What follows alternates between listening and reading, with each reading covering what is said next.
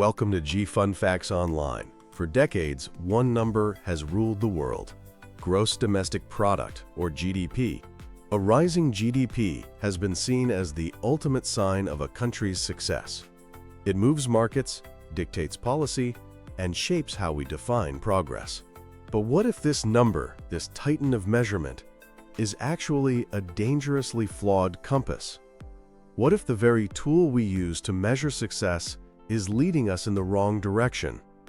Today, we're going beyond GDP to explore the powerful and fascinating alternatives that are redefining what it means for a nation to be truly prosperous. GDP was born in the 1940s for a specific purpose: to measure a country's capacity to produce things for war. It's a simple tally of the market value of all final goods and services produced. But even its creator, Simon Kuznets, warned that the welfare of a nation could scarcely be inferred from it. His warning was ignored. The core problem is that GDP measures economic activity, not genuine well-being. The late Robert F. Kennedy said it best in 1968. GDP measures everything, in short, except that which makes life worthwhile. An oil spill can boost GDP because of the money spent on cleanup. Rising crime increases GDP through spending on prisons and security. A society could destroy its environment and see social trust collapse, but as long as money is changing hands, GDP can go up. This is why the Beyond GDP movement is gaining momentum, pushing for better ways to measure our world. So let's crack open this monolith and see why it fails. One of the biggest criticisms is that GDP can't tell the difference between good transactions and bad ones. A natural disaster like a hurricane leads to a surge in GDP as communities spend billions rebuilding. The 2010 Deepwater Horizon oil spill in the Gulf of Mexico contributed to GDP through massive cleanup efforts. In these cases, society is clearly worse off, but the GDP ledger shows a gain. As economist Joseph Stiglitz noted, "If we measure the wrong thing, we will do the wrong thing." These are called defensive expenditures, money spent to fix problems, and GDP counts them as progress. Then there's the shadow economy. A huge part of our real economy is completely invisible to GDP because no money changes hands. Think about raising children, caring for the elderly, volunteering, or maintaining a household. These are fundamental to a healthy society, but GDP assigns them a value of zero. Studies have shown that if this unpaid work were valued, it would add hundreds of billions of dollars to national economies. By ignoring it, we systematically devalue work traditionally done by women and fail to support critical family-friendly policies. When a parent who is staying at home takes a job and pays for childcare, GDP registers this as pure economic growth, even though the same service is being provided, just now with a price tag. GDP is also blind to inequality. We're often told a rising GDP is a tide that lifts all boats. But in reality, it can hide severe and growing inequality. GDP measures the total size of the pie, not how the slices are divided. A country could see strong GDP growth that all goes to the wealthiest 1%, while the majority see their living standards stagnate or fall. This is critical because extreme inequality damages social cohesion, health outcomes, and even political stability. But perhaps the most dangerous flaw is how GDP treats our planet. It actively encourages the depletion of our natural capital, our forests, fisheries, and minerals. A country can cut down its entire forest, and this act of destruction is counted as an addition to GDP through the sale of the timber. GDP treats the planet like a business in liquidation, counting the sale of its assets as income. The costs of air and water pollution, the loss of biodiversity, and the long-term impacts of climate change are all completely ignored. In fact, pollution can be a double win for GDP. First, when it's created as a byproduct of industry, and a second time when money is spent to clean it up. This creates a direct conflict between economic growth and environmental sustainability. Ultimately, GDP falls short because it measures our means, not our ends. It says nothing about our health, our education, the strength of our communities, or our overall life satisfaction. This is the human-shaped hole at the center of GDP, and it's what has fueled a new generation of indicators. So, let's explore the vanguard of this new vision. The most famous alternative is the Human Development Index, or HDI, introduced by the United Nations in 1990. The idea was to shift focus from national income to people-centered policies. The HDI is a composite score based on three key things. First, a long and healthy life, measured by life expectancy. Second, knowledge, measured by years of schooling. And third, a decent standard of living, measured by gross national income per capita. By combining these, the HDI gives a more rounded view of development. It shows that wealth doesn't automatically equal well-being. For instance, some resource-rich countries have very high GDP, but a much lower HDI ranking, meaning their wealth hasn't translated into better health and education for their citizens. The HDI isn't perfect. As a national average, it can hide inequality.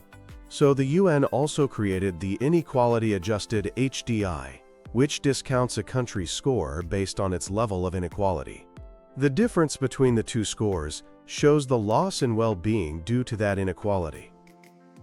Next up is the Genuine Progress Indicator, or GPI. If GDP is like a company's gross revenue, GPI is like its net profit. It starts with the same consumption data as GDP, but then makes a series of adjustments. It adds the value of things GDP ignores, like unpaid housework and volunteer work. Then, it subtracts the costs. This includes social costs, like the costs of crime and family breakdown, and the loss of leisure time. And crucially, it subtracts environmental costs, like air and water pollution, and the depletion of natural resources. The story the GPI tells is starkly different from GDP.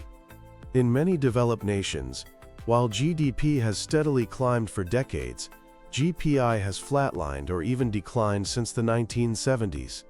This suggests that much of our supposed growth has been wiped out by rising inequality and environmental damage. It's so compelling that states like Maryland and Vermont are now using GPI to get a more accurate picture of their progress and inform their policies. Then we travel to the Himalayas, to the Kingdom of Bhutan, which pioneered the most philosophically ambitious alternative, gross national happiness, or GNH. In the 1970s, Bhutan's king declared that gross national happiness is more important than gross domestic product. Rooted in Buddhist philosophy, GNH is a development model that seeks to balance material and spiritual well-being.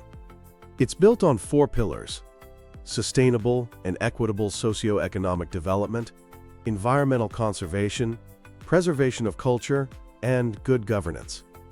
These are broken down into 9 domains for measurement, including things like psychological well-being, health, time use, community vitality, and ecological resilience. Bhutan measures this with extensive national surveys, and this isn't just a theory, it's an active policy tool. A Gross National Happiness Commission reviews all new government projects to assess their impact on the 9 domains. A project that might boost the economy but harm the environment or local culture can be rejected.